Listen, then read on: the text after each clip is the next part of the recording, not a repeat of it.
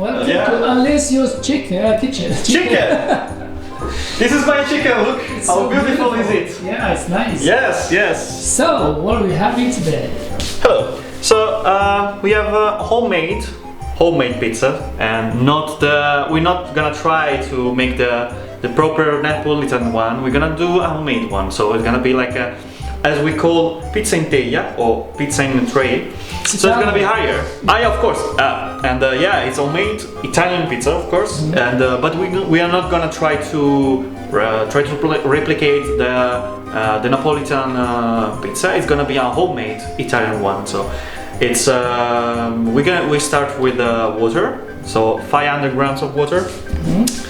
Then 500 grams of type 0 flour, or if you're a Frenchy guy, type 55, some 3 grams of yeast, 11 grams of salt, a spoon, half. 11, are you sure? Yeah, 11, yeah. Okay. 11 grams of, yeah, sure. Yeah, of course I'm sure. Come on. I'm a professional, huh? 1 tablespoon of olive oil, extra virgin, please, and half of coffee spoon or teaspoon. Sorry. You said extra virgin. Extra virgin olive oil. What yes. is it? It's the best quality of olive oil that you can find. If you're a fancy guy and you have the opportunity to have hands on some Manitoba flour, it would be better to have like 300 grams of zero flour and 200 grams of Manitoba flour. I know it is not that easy to have flour at hands on that flour, but if you can find it, please use that because it's a high gluten flour and it's better for your pizza. Cool. We're gonna start with the yeast. We're gonna. Can you show it again? Of course, yeah. This is a fresh yeast, not a dry one. Looks weird. Yeah, it is. It's alive, so be careful. It can bite you. So and this is a warm water. So you have to think about your yeast like a princess. It's alive. So you have to treat it like really, really good. And the water has to be not too cold and not too hot, because if it's too hot, it's gonna die, and if it's too cold, it doesn't work. So warm water, like little more than room temperature water, just a little bit. Put straight away the oil. I like it to put it straight away. Then, like that. You can see I didn't start with the flour. I still did the Napolitan way style. Let's say that. I don't wanna get our Napolitan friends angry. Okay? It's Napolitan style. So I'm gonna start with the water, not with the flour. And I prefer the result is gonna be like more fluffier, and I like it more. Is it so different? Yeah, the different are, yeah, it's different. Why is you it can different? see. Because I think you can get more oxygen inside of your dough if you do it like this way. You're gonna see why. Because you're gonna like pour the flour like rain. Ah, you see? Yes. So let's start. Let's pour. Where is the rain? You see? Like rain, brother. We're gonna start with the flour. We don't put salt directly with the yeast, and we don't put sugar because, as I said, yeast is alive. It's alive, like your grandma. And you have to treat your yeast like a grandma. So you don't put salt in your grandma because she doesn't like that. Yeah. Exactly. So yeah. You just stir it, and so we're gonna put the salt and the sugar later. You're gonna see when, but you just start with that. Of course, if you need more flour, you're gonna add it. So the quantity of water and flour, I'm gonna give you the recipe, but it depends from the humidity that you have in your place, or also the type of flour that you're gonna use. So. Okay. Keep stirring. It looks good. Yeah. Now we have put all the flour, but I think we're gonna need some more. Yeah, we're gonna need some more, as I said, because now it's really moist outside, and the type of flour doesn't require. It required more water. So, but now we're gonna put the sugar. So let's go. We're gonna put in this stage and not later, because if we're gonna put it later, when the dough is gonna become really a dough, it's gonna be more difficult to get the sugar inside. So it's better to put it now that is like not a dough and not like a So now liquid. you can mix the sugar inside of the pesto. Yeah, exactly. And we're gonna put also the salt. Yeah. So let's put all the salt.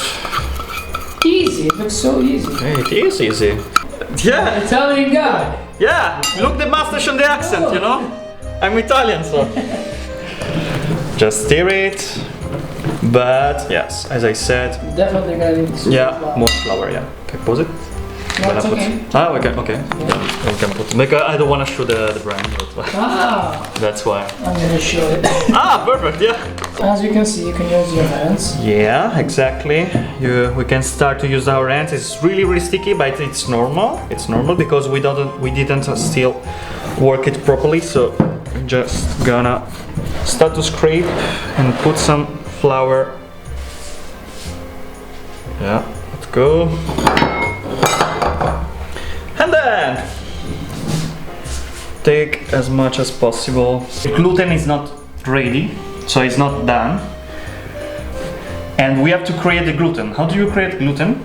You create it by working with the gluten. So we start.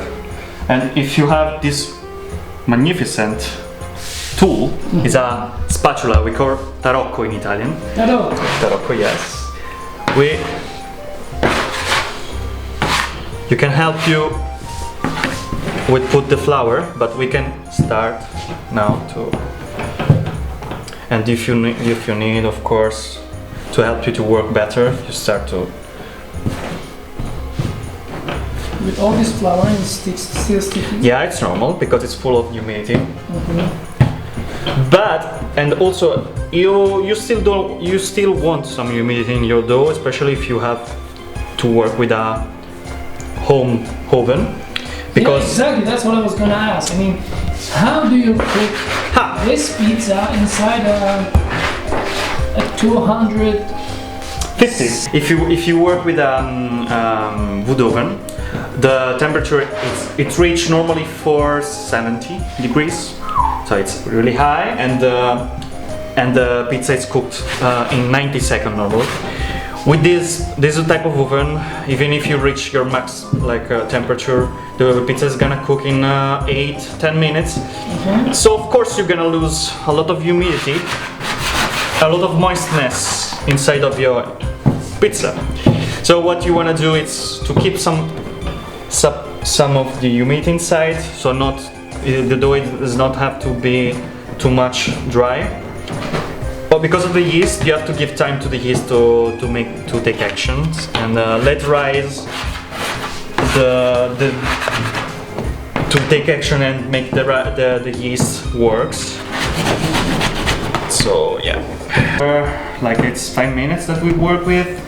Still not perfect, but you see it's become like more solid. It's still sticky, but it's normal. Just add flour. You can work in with. To fold it because it gives like a little bit of strength. One thing that I don't like is to break. I saw a lot of times people that break the dough to make the gluten, but it's only breaking the gluten. It doesn't give anything. So the thing is to fold it. As you can see, the dough has become a dough.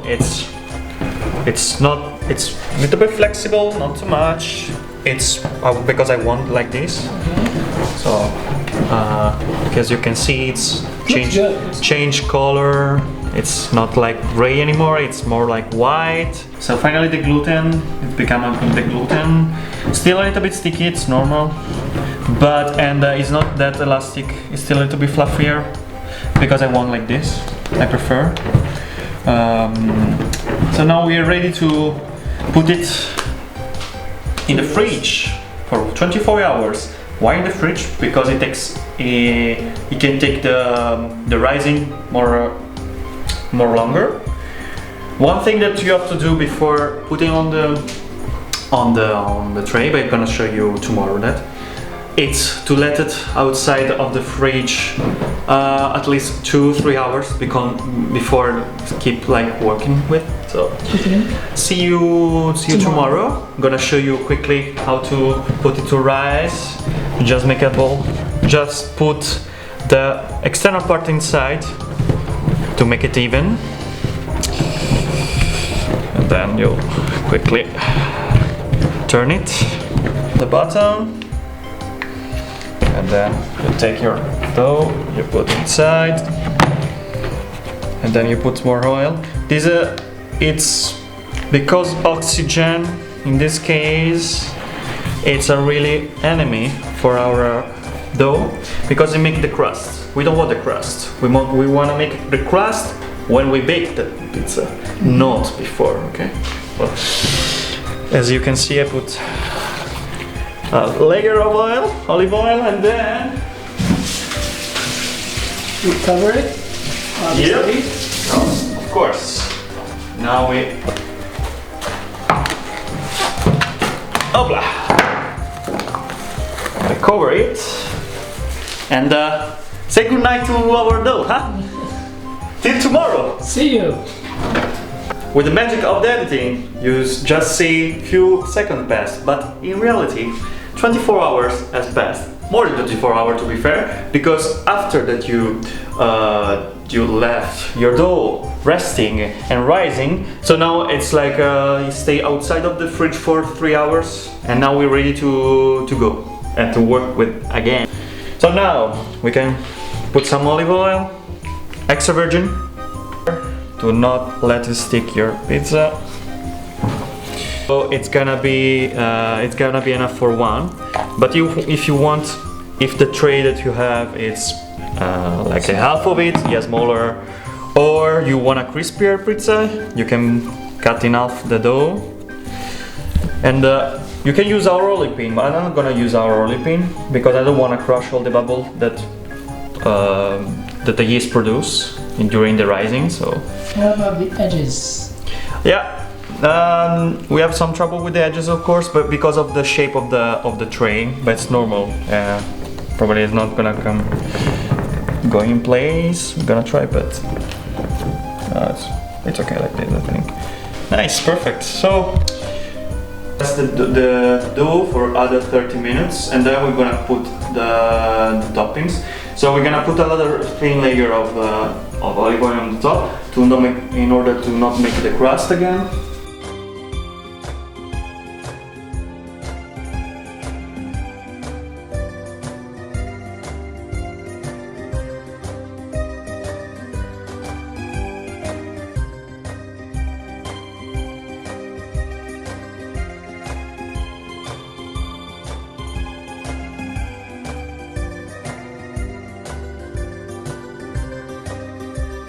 I prefer like this, and I use peeled tomatoes, and I don't use tomato passata. So yeah. So we had the salt, just like this. We add some few leaves of basil. We just break it like this inside.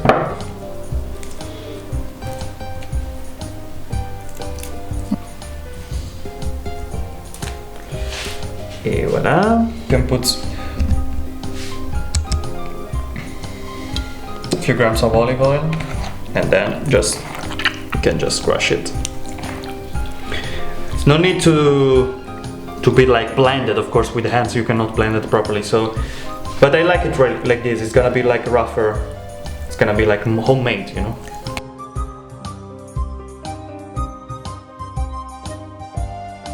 Start to put the tomato sauce. Be careful to the edges. Don't put it on the edges. No. So the cheese, we're gonna put it on.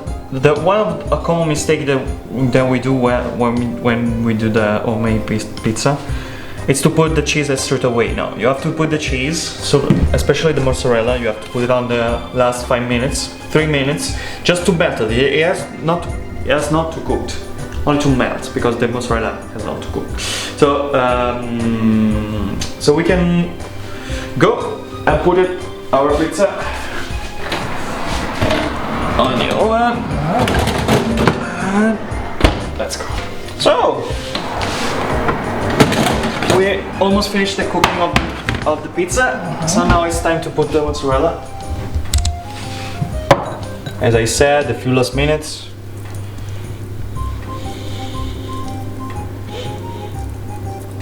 Very simple. Yep, exactly.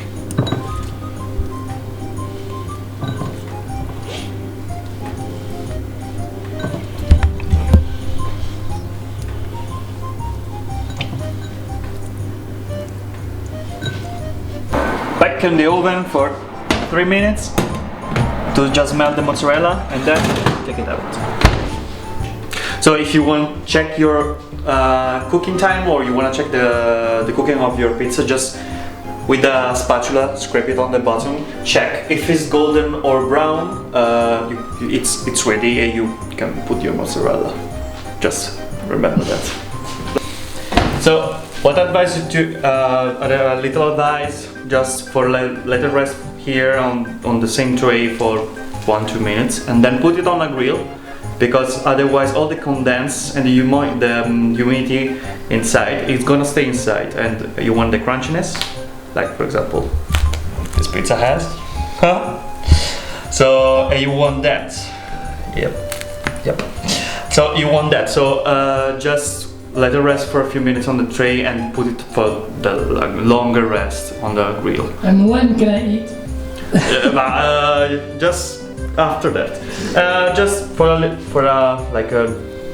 touch. Just put like fresh basil on the top, and then some olive oil on the top.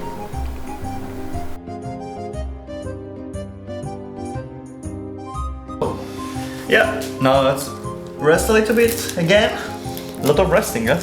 Shh, let me hear the crunching. Wow. Woo-hoo-hoo-hoo. Look at that, brother. Oh, wow. And then let's try it. Oh yeah. I can hear the crunching. Oh yeah. It's a good pizza, bro. Okay, Yeah. let me try. Oh, look.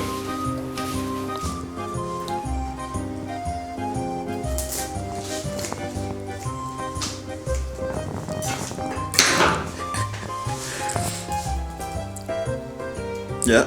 Ooh. Pull it. That's good, yeah? I can say that I'm satisfied. I'm speechless. Yeah, it came out really, really well. I'm gonna explain something in Arabic for my Arab viewers. حاجة مليحة. شوف لك شتي لاباط